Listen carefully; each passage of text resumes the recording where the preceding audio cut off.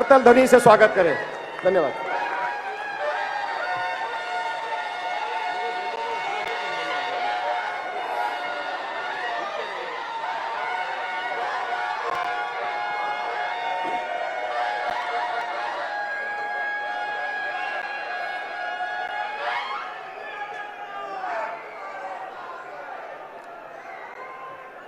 भारत माता की, भारत माता की, वंदे वंदे। बोल सियाबल रामचंद्र की, पवन सुत हनुमान की, उमापति महादेव की। बोलो जी भाई सब संतन की, सनातन हिंदू धर्म की, गौ माता की, भारत माता की, भारत माता की, भारत माता की। जय भवानी, जय भवानी, जय जय जय जय जय भवानी, जय जय जय जय जय शिवाजी। हम सभी के आराध्य देवत छत्रपति शिवाजी महाराज को मैं नमन करता हूं। भारतीय संविधान के निर्माता भारत रत्न डॉक्टर बाबा साहेब आंबेडकर, इन्हें मानवंदना अर्पित करता हूं। मंच पर उपस्थित हमारे सभी मान्यवर, जिनका नाम आशीष शेलार जी ने, आरयू सिंह जी ने और मंगल जी ने लिया, ऐसे हमारे सारे नेतागण। मैं इसलिए सबके नाम नहीं ले रहा हूं, मैं तय नहीं कर पा रहा हूं कि किसका नाम किस क्रम से लूं।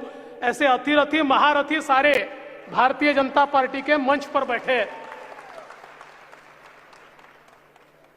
हमार भाई और बहन का हालचाल बा? सब ठीक हो ना? अब आया आवाज।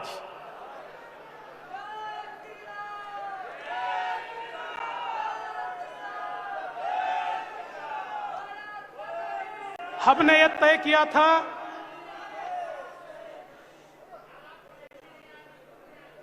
हिंदी भाषी महासंकल्प सभा होगी। वैसे तो 1 महीना पहले ही आरयू सिंह जी और सारे लोग मेरे पास आए और इन्होंने मुझसे समय लिया और उत्तर भारतीय मोर्चा का कार्यक्रम होगा। इसी बीच मुख्यमंत्री जी ने एक सभा घोषित कर दी तो हमारे मीडिया ने चला दिया उत्तर भारतीय मंच का कार्यक्रम नहीं, तो मुख्यमंत्री के सभा को उत्तर देने का कार्यक्रम ये यहां पर होगा। वैसे मैं एक बात कहना चाहता हूं, कल की सभा को वो कह रहे थे मास्टर सभा, मास्टर सभा, मास्टर सभा। पूरा भाषण सुनने के बाद हमारे ध्यान में आया लाफ्टर सभा, लाफ्टर सभा, लाफ्टर सभा।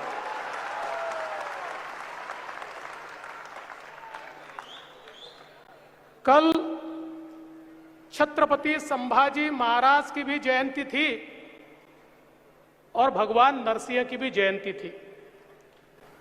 स्वराज्य की रक्षा के लिए लड़ने वाले छत्रपति संभाजी महाराज और जिन्होंने पापियों के पेट को फाड़ दिया, ऐसे भगवान नरसिंह, ये दोनों की कल जयंती थी। और हमको ऐसा लगा कि कुछ तेजस्वी सुनने को मिलेगा, कुछ ओजस्वी सुनने को मिलेगा, कोई तो ऐसी बात आएगी कि जिस बात से हम हिल जाएंगे। लेकिन लाफ्टर शो आखिर तक खत्म ही नहीं हुआ। वही चीजें हमको सुनने को मिली, कोई नई बात हमको सुनने को नहीं मिली। और कल के भाषण में कह रहे थे हमारे एक मित्र 100 सभाओं की बाप सभा। बोले 100 सभाओं की बाप सभा, सही बात है। 100 किसके साथ होते हैं? कौरवों के साथ। पांडवों के साथ 5 होते हैं। कौरवों की सभा कल हुई, पांडवों की सभा यहां हो रही है।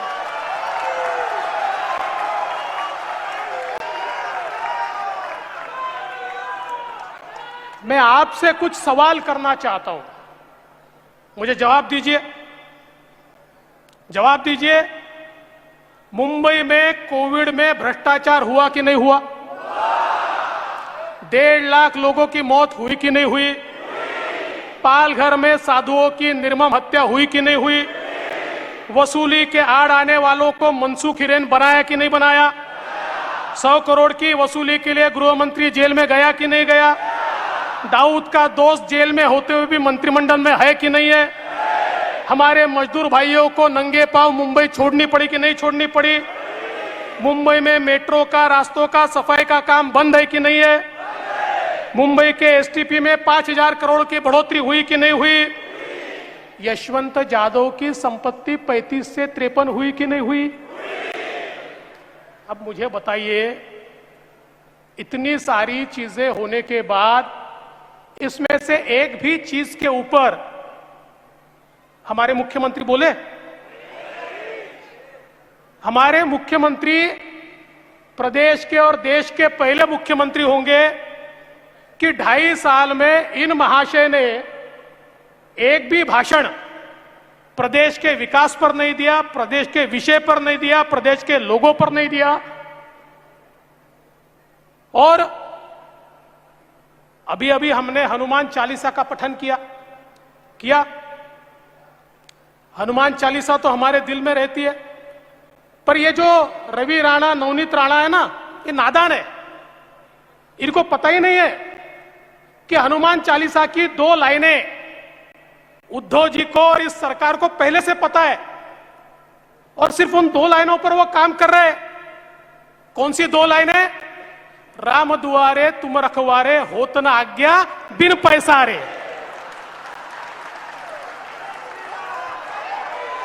राम दुआरे तुम रखवारे, होत न आज्ञा बिन पैसारे।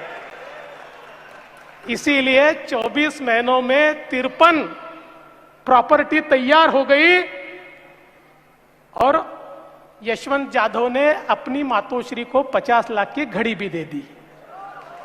अपनी मातोश्री को, गलत मातोश्री मत समझना। लेकिन मेरा सवाल है, क्या हिंदू हृदय सम्राट शिवसेना प्रमुख बाला साहब ठाकरे ने कभी यह सोचा होगा कि उनके पुत्र के राज में हनुमान चालीसा बोलना राजद्रोह होगा और औरंगजेब के कब्र पर जाकर माथा टेकना ये राज शिष्टाचार होगा? क्या उन्होंने कभी सोचा होगा? दोस्तों, छत्रपति संभाजी राजे, जिनके बारे में कहते हैं देश धर्म पर मिटने वाला शेर शिवा का छावा था, महापराक्रमी परम प्रतापी एक ही शंभू राजा था। जिस छत्रपति संभाजी राजा को औरंगजेब ने तड़पा तड़पा कर मारा, क्या कहता था औरंगजेब? ये नहीं कहता था कि तुम्हारा राज दे दो, ये नहीं कहता था तुम्हारा किला दे दो, ये नहीं कहता था तुम्हारी संपत्ति दे दो। वो तो एक ही बात कहता था, संभाजी मुसलमान बन जाओ, धर्म बदल दो, लेकिन देश धर्म पर मिटने वाला शेर शिवा का छावा था, महापराक्रमी परम प्रतापी एक ही शंभू राजा था। संभाजी राजे ने कह दिया, अरे जान भी चली जाए न स्वराज दूंगा न स्वधर्म दूंगा। और ऐसे संभाजी राजा का, उनका खून करने वाले, उनको मौत की घाट उतारने वाले, उनकी निर्मम हत्या करने वाले औरंगजेब की समाधि पर वो असदुद्दीन ओवैसी जाता है और माथा टेकता है, और तुम देखते रह जाते हो। अरे शर्म करो, चुल्लू भर पानी में डूब मरो, चुल्लू भर पानी में डूब मरो। अरे ओवैसी सुन ले, कुत्ता भी ना पेशाब करेगा औरंगजेब की पहचान पर। अब जो भगवा लहराएगा पूरे हिंदुस्तान पर, अब जो भगवा लहराएगा पूरे हिंदुस्तान पर।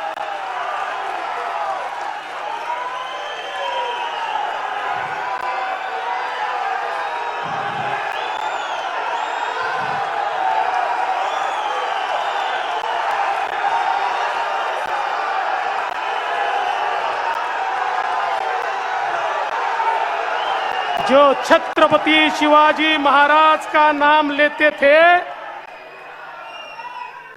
उन्होंने तलवारें म्यान कर दी होगी, लेकिन हमने अपनी तलवारें म्यान में नहीं रखी। हम मुकाबला करेंगे, डट के करेंगे, ठोक के करेंगे।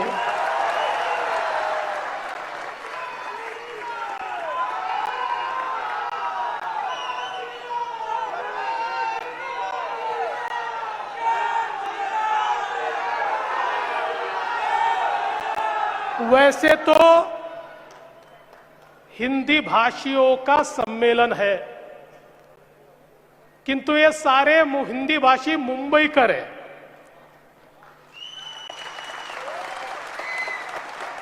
और इन मुंबईकरों को मराठी भी समझता है, लेकिन एक मुंबईकर ऐसा है, वो है तो मुंबईकर, पर ढा रहा है मुंबई पर कहर। ऐसे मुंबईकर को मुझे कुछ बताना है, इसलिए आज मैं मराठी में भी बोलने वाला हूं।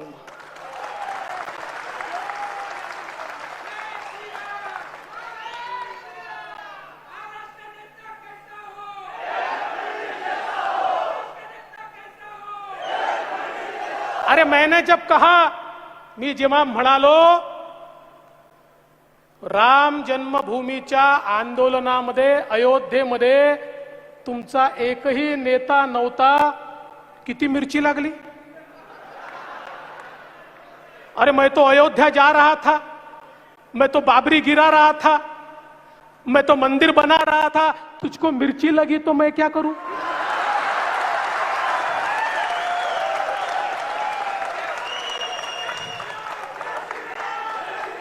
अरे हा, मी गेलो तो बाबरी पाडण्याकरता, याचा मला अभिमान आहे।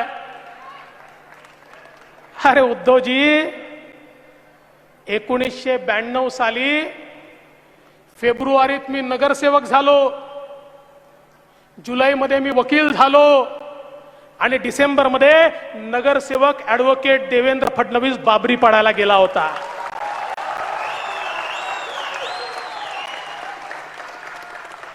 सहलीला चला, सहलीला चला, सहलीला चला, नहीं। अरे लाठी गोली खाएंगे, मंदिर वही बनाएंगे, ये कहते हुए गए थे। क्या कहते हुए गए थे? लाठी गोली खाएंगे, मंदिर वही बनाएंगे। तुम्ही गेले होते सहलीला, आम्ही नव्हतो गेलो सहलीला। अरे तेव्हा तर सोडाच, त्याच्या 1 वर्ष आधी ज्यावेळी पहिली कार सेवा झाली आणि आमच्या कोठारी बंधूंना त्या ठिकाणी मारलं, तरी देखील भगवा झेंडा त्या बाबरी ढाच्याच्या वर आमच्या कोठारी बंधूंनी लावला। त्याही कार सेवेला हा देवेंद्र फडणवीस गेला होता, आणि नुसता गेलाच नव्हता, अनेक दिवस बदायूंच्या जेलमध्ये देखील होता। आज भी बदायूं के जेल की वो सलाखें याद है, जहां पर हम राह देखते थे कि चलो हम तो पहुंचे हैं, कोई तो शिवसेना वाला पहुंचेगा पहुंचेगा पहुंचेगा, कोई नहीं आया। हम इंतजार करते रहे, कोई नहीं आया। आणि एवढंच नाही, त्याच्याही आधी 19व्या वर्षी त्या ठिकाणी काश्मीरमध्ये हिंदूंवर अत्याचार चालू झाला तर विद्यार्थी परिषदेसोबत त्या काश्मीरमध्ये देखील जाऊन आतंकवाद्यांचा मुकाबला करण्याकरता तिथे मनोबल वाढवण्याकरता गेलेला हा देवेंद्र फडणवीस आहे.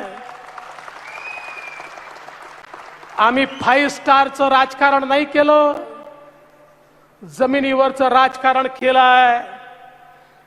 और जब भी जाते थे, जेव्हा जेव्हा गेलो, तिकीट काढायला पैसे होते पण ठरवलं राम तिकीट काढून जाऊ. कधी तिकीट काढलं नाही, कुठल्या हॉटेलला झोपलो नाही, झोपलो तर प्लॅटफॉर्मवर, झोपलो तर त्या ठिकाणी फुटपाथवर, झोपलो तर मंदिरामध्ये. सगळ्यांसोबत संघर्ष केला. गोळ्या चालताना पाहिल्या, लाठ्या मारताना पाहिल्या, लाठ्याही खाल्ल्या, म्हणून इथपर्यंत पोचलो. सोन्याचा चमचा घेऊन पैदा झालेलो नाहीये. आणि जेव्हा त्या अयोध्यामध्ये बाबरी ढाचा पडत होता आणि आम्ही म्हणत होतो लाठी गोली खाएंगे, मंदिर वही बनाएंगे, तेव्हा सांगा शेपट्या कोणी टाकल्या होत्या आणि कुठे टाकल्या होत्या? कोणी टाकल्या होत्या आणि कुठे टाकल्या होत्या? आम्हाला एकदा सांगा उद्धवजी. आणि म्हणून कार सेवकों का मजाक उड़ाने वालों को मैं कहना चाहता हूं, अरे जब भी इस देश को आवश्यकता होगी हम फिर कार सेवक बनकर जाएंगे और इस देश की धर्म को, संस्कृति को और सुरक्षा को, उसकी रक्षा करने के लिए हम जाएंगे. काल चांगलं झालं. काय म्हणाले उद्धवजी? देवेंद्र फडणवीस यांनी पाय ठेवला असता तरी बाबरी ढाच्या खाली आला असता. केवढा विश्वास आहे माझ्यावर बघा.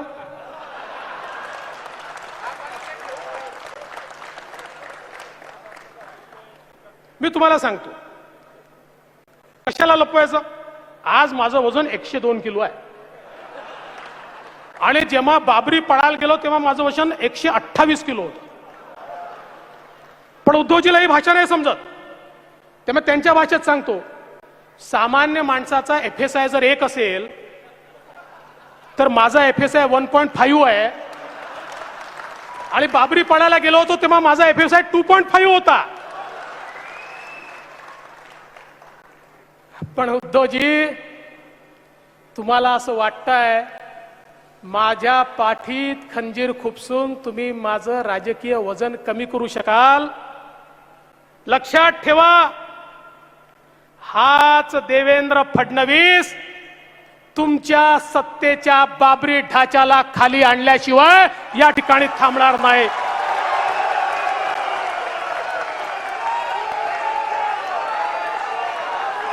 आणि लक्षात ठेवा, माननीय बाळासाहेब ठाकरे शरद पवारांना मैद्याचं पोतं म्हणायचे. शरद पवारांना मैद्याचं पोतं म्हणायचे. उद्धवजी त्याच मैद्याच्या पोत्याच्या पायावर नाक घासून तुम्ही मुख्यमंत्री झालात. वजनदार लोगों से संभल के रहना. जितना वजन ऊपर दिखता है ना उससे दुगना नीचे. खरं म्हणजे काल कोणीतरी ट्वीट केलं वाघ. अरे त्यांना समजावून सांगा, वाघाचे फोटो काढल्यामुळे वाघ होता येत नाही. वाघ व्हायचं असेल तर निधड्या छातीनं आव्हानांचा सामना करावा लागतो, तेव्हा वाघ होता येतं. नुसती फोटोग्राफी करून कोणाला वाघ होता येत नाही. कुठला सामना केला तुम्ही? कुठला केला सांगा? कुठल्या आंदोलनात तुम्ही होतात? कुठल्या संघर्षाला तुम्ही होतात? कुठल्या संघर्षाला नाही. आणि आजही 2 वर्ष कोरोनाचा संघर्ष चालला. माझा तुम्हाला सवाल आहे, मैदानामध्ये कोण होतं? सांगा, कोण होतं मैदानामध्ये? होते उद्धव ठाकरे? होते, पण फेसबुक लाईव्ह होते. आम्ही अलाईव्ह होतो आणि ते फेसबुक लाईव्ह होते.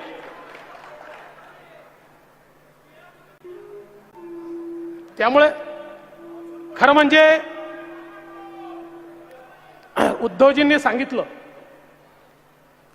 की बाळासाहेब भोळे होते आणि मी धूर्त आहे. हे खरंच आहे.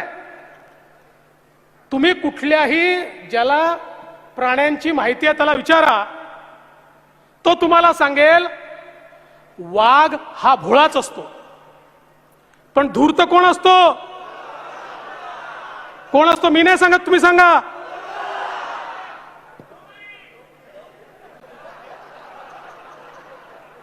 मी नाही म्हणणार.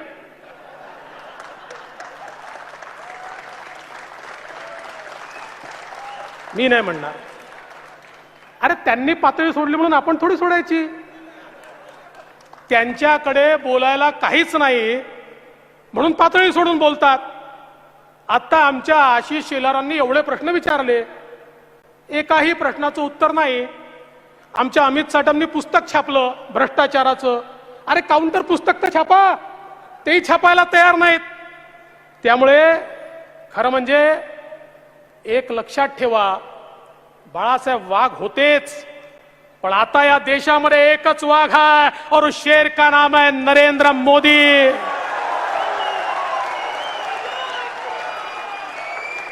या देशात आता एकच वाघ आहे, ज्या वाघाचं नाव आहे नरेंद्र मोदी. अरे तुम्ही म्हणताना या ठिकाणी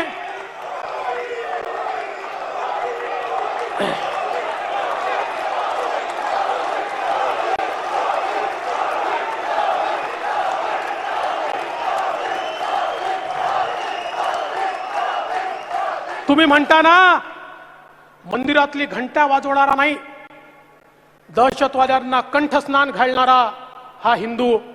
तर मग घ्या, दहशतवाद्यांना कंठस्नान घालणारा तुम्ही मानता तो हिंदू कोण? नरेंद्र मोदी. ज्या मोदीजींनी या भारतामध्ये आमच्या सैनिकांवर हल्ला केल्यानंतर थेट सर्जिकल स्ट्राईक केला आणि त्या ठिकाणी सीमेमध्ये घुसून मारलं, ते नरेंद्र मोदी.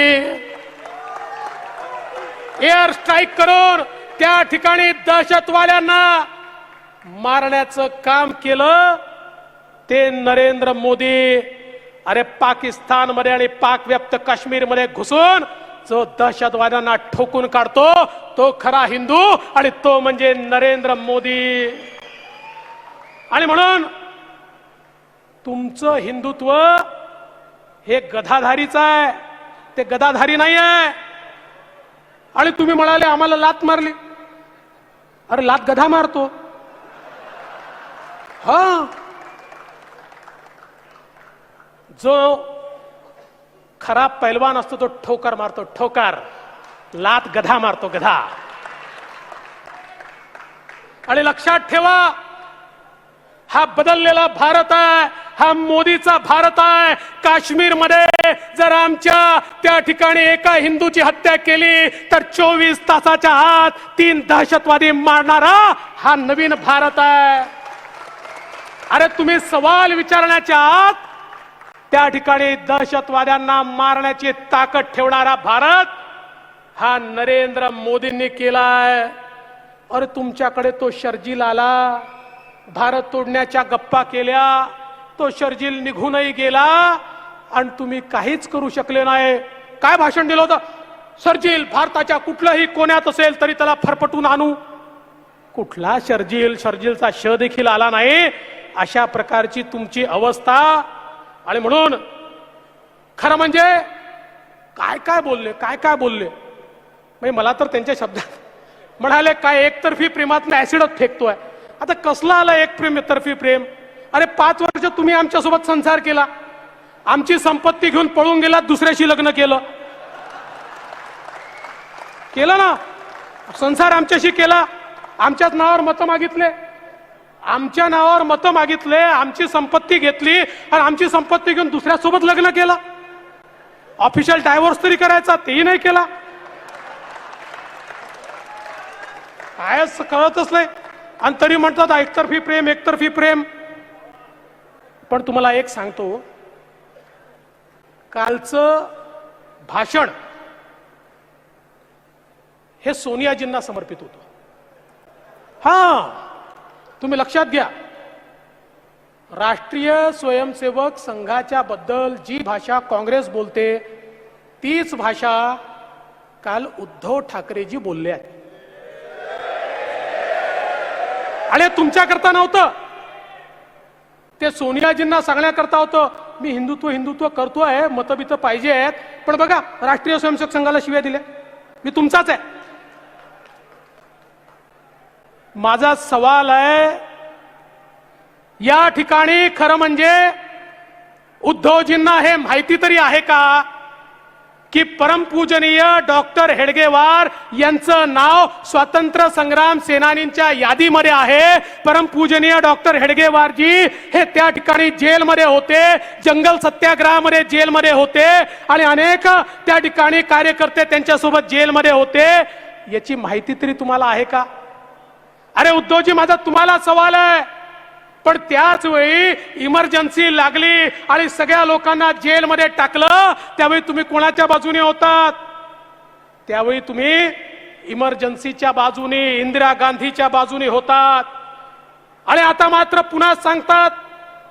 मला एक मस्त वाटतं यांचा जो मुद्दा नसला, मुंबईला महाराष्ट्रापासून तोडण्याचं षडयंत्र पाठच केलंय.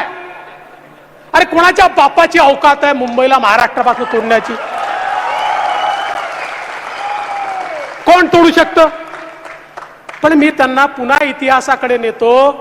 काल जनसंघाबद्दल बोले. अरे तुमचंच गॅझेटियर बघा, महाराष्ट्र शासनाने छापलेल्या गॅझेटियर मध्ये स्पष्टपणे लिहिलेलं आहे की संयुक्त महाराष्ट्र समितीत जे घटक होते त्या घटकातला एक घटक हा जनसंघ होता. आणि एवढंच नाही तर तुमचा पक्ष पैदाही झाला नव्हता त्यावेळी या ठिकाणी संयुक्त महाराष्ट्र समिती आणि जनसंघाच्या तिकिटावर उत्तमराव नाना पाटील आणि प्रेमजीभाई आशर हे निवडून आले होते. काय मनात येईल ते बोलून टाकायचं, इतिहास पाहायचा नाही, इतिहास वाचायचा नाही. आणि जेव्हा बोलायला काही नसेल, मुंबई वेगळी करणार. अरे मुंबई वेगळी करायची आम्हाला, महाराष्ट्रातनं नाही. तुमच्या भ्रष्टाचारापासून वेगळी करायची आहे, तुमच्या अनाचारापासून वेगळी करायची आहे, तुमच्या दुराचारापासून वेगळी करायची आहे, तुमच्या अत्याचारापासून वेगळी करायची आहे. याच महाराष्ट्रामध्ये महाराष्ट्राला भूषण वाटेल अशी मुंबई तयार करायची आहे आम्हाला, अशी मुंबई तयार करायची आहे. सामान्य मुंबईकराचा पैसा तुम्ही जो लुटला, मगाशी आशीने सांगितलं, रस्ते, पाणी, नाले, गटारी, भुयारी काहीच सोडलं नाही, काहीच सोडलं नाही. आणि म्हणून मी मगाशी सांगत होतो, हे भाषण हे जसं शिवसैनिकाकरता होतं तसं ते त्या ठिकाणी सोनियाजींकरताही होतं. कारण काल काय सांगितलं, संभाजीनगर मी म्हणतो म्हणजे झालं ना, आता नाव बदलायची आवश्यकता नाही.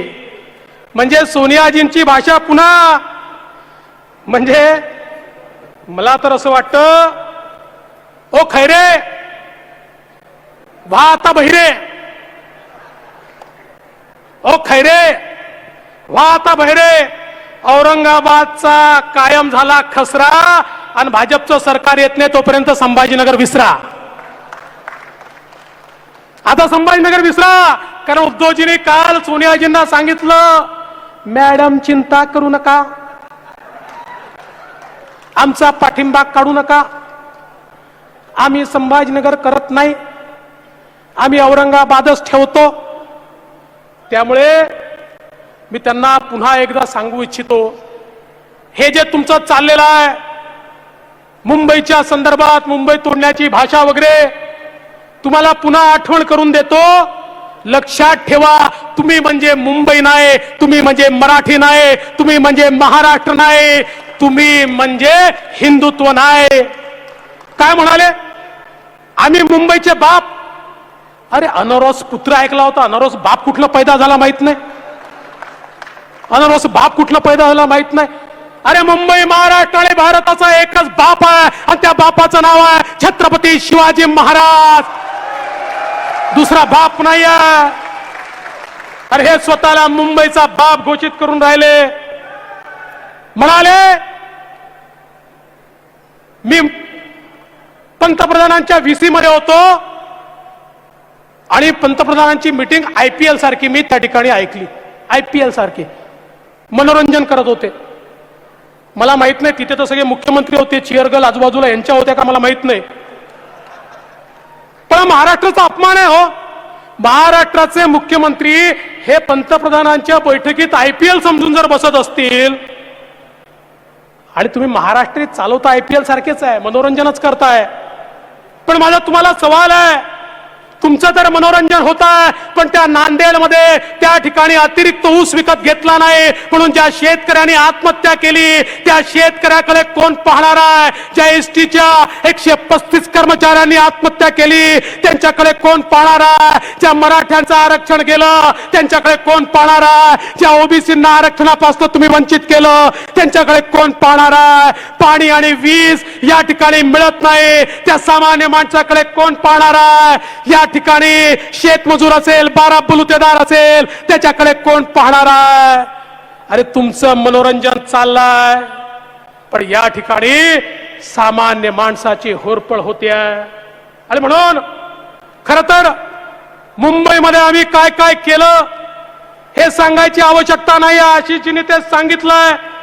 मेट्रोचं जाळं असेल, इंदू मिलचं स्मारक असेल, कोस्टल रोड असेल, ट्रान्सफॉर्मर लिंक असेल, लिंक रोड असेल, सी लिंक असेल, नवी मुंबईचा एअरपोर्ट असेल, हजारो गोष्टी या ठिकाणी सांगता येतील की ज्या आम्ही केल्या. पण तुम्ही मात्र विकासावर काहीच बोलत नाही. तुमचं कर्तृत्व काय? इस सरकार का निर्णय क्या? दारू पर टैक्स कम, बार पर टैक्स कम, बिल्डरों को रियायतें, डेवलपरों को रियायतें और बचा खुचा माल. होत ना आज्ञा बिन पैसा रे, होत ना आज्ञा बिन पैसा रे. और मैं तो ये कहना चाहता हूं, अरे सामान्य आदमी का दुख तुमको कब पता चलेगा? अरे राजा राजमहल से बाहर निकलेगा तो ही ना पता चलेगा गरीब कैसा रहता है, कैसा जीता है, कैसा खाता है, कैसा पीता है. अरे राजमहल में बैठकर राज करने वाले इस बात को समझ नहीं सकते जो राजर्षि है.